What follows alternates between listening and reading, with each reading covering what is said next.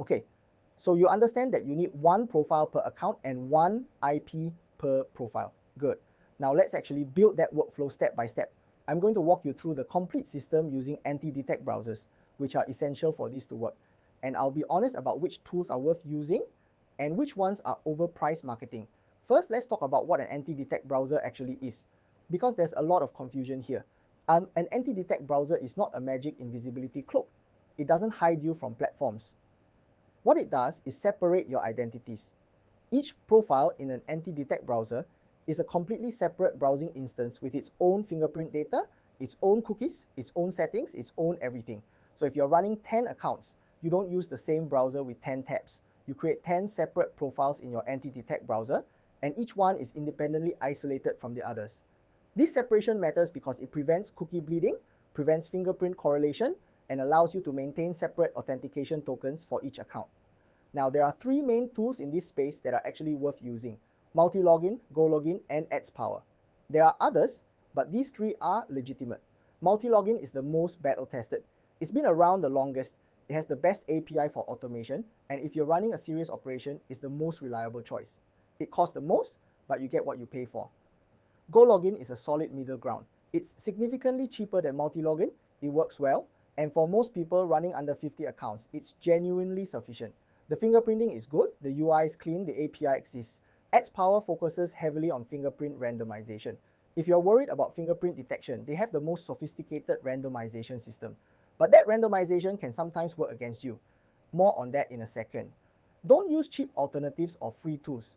They don't have proper fingerprint management, they don't isolate profiles correctly, and you'll waste months learning that the hard way. So you pick one of these tools. Let's say GoLogin for this example. You set up the tool, you create your first profile. Now here's where people mess up immediately. The workflow should be: create one profile in your anti-detect browser, configure that profile with a complete, believable identity, connect that profile to one sticky IP from your mobile proxy provider, create an account on the target platform using only that profile and IP. All activity for that account happens only through that profile and IP. That's it. One profile, one account, one IP. When you're done with that account, you repeat the process for the next account. New profile, new IP, new account. Most people try to optimize this and it breaks everything. They try to use one IP for two profiles. They try to use one profile for two accounts. They create a master profile and clone it for all their accounts. Stop doing that. The whole point of an anti-detect browser is profile isolation. Don't defeat it. Now, within each profile, what needs to be configured? Your profile needs a complete identity. Start with the basics. Operating system, browser type, browser version. If you're targeting mobile, use a mobile OS and mobile browser. If you're targeting desktop, use a desktop OS. Here's a critical thing people miss. Your OS version, browser version, and plugins should roughly match the carrier network you're using. If you're using a Singapore mobile IP, your device profile should show an Android phone running a relatively recent version of Android with a relatively recent version of Chrome. You can't use Windows 11 with Singapore mobile IPs. That's impossible. A Singapore mobile network has almost exclusively Android and iOS users. Next, configure Timezone. This should match your IP location exactly. Singapore IP gets Singapore time zone. That's non-negotiable. Language and locale should match the IP location too. Singapore IP gets English Singapore as primary language, with locale settings appropriate for Singapore. Screen resolution should be realistic for the device type.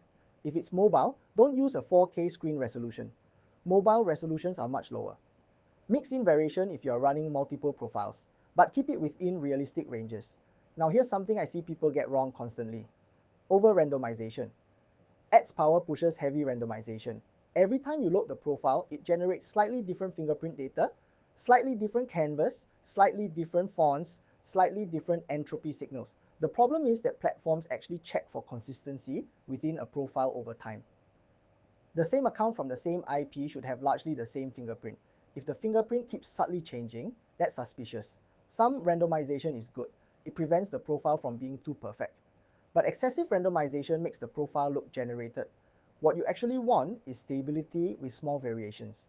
The core fingerprint should be consistent. The platform should see the same basic device fingerprint every time you log in. But little things like slightly different fonts being available, that's okay and actually normal. Don't chase randomization.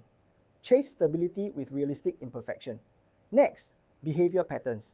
You need to plan how this account will behave, not in a robotic way, in a realistic human way.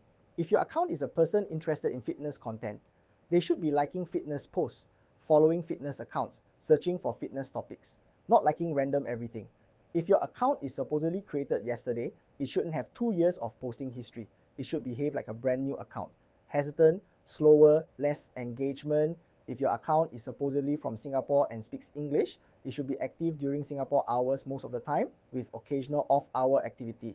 Not actively posting at 4 a.m. Singapore time every single day. Real people sleep. Unsynchronized behavior is key. This means that not everything happens automatically. There are natural pauses. Sometimes an account is active, sometimes it's dormant, sometimes it engages heavily, sometimes it's quiet. This is hard to automate, but if you want accounts to survive long term, this is essential. Now here are the mistakes I see constantly in workflow setup. Mistake 1. One proxy, multiple profiles. You buy one IP and try to use it for 3 accounts. Don't do that. Each account needs its own IP, ideally from its own subnet if possible. Mistake 2. One profile, multiple accounts. You create one profile and log into 3 accounts from that profile. Platforms immediately see one profile accessing 3 accounts from the same IP. Red flag. Instant detection. Mistake 3. Forced rotation. Your workflow includes a script that automatically rotates the IP every hour. This destroys the account. Session continuity matters. The IP should stick for at least the entire login plus activity session. If you need to rotate, do it between sessions, not during. Mistake 4. Thinking more random equals safer. I just mentioned this, but it deserves emphasis. A profile that's too randomized looks generated. It looks synthetic. Real devices are stable, not randomly changing their fingerprint every time you open them. Mistake 5. Copying profiles. You create one profile you like and clone it 10 times. All 10 clones now have identical fingerprints. Platforms correlate identical fingerprints from different accounts and they know something's up. Each profile needs its own fingerprint, its own configuration. When you scale by creating new profiles, not by copying and modifying existing ones. Each profile gets its own complete identity. If you're running 50 accounts, you need 50 distinct profiles with 50 distinct identities. And here's the scaling piece. As you add more accounts, this gets manageable if you have a system. Create a template identity profile, not in your anti-detect browser, but in a document. Something like account profile 47, Android 13, Chrome 125, male, age 32, interested in tech and fitness, Timezone Singapore, created March 2024. Then build your anti-detect profile to match this template. If you have templates, you can create profiles faster and more consistently. You're less likely to make mistakes. Also, use the API if your tool has one. GoLogin and Multilogin both have APIs.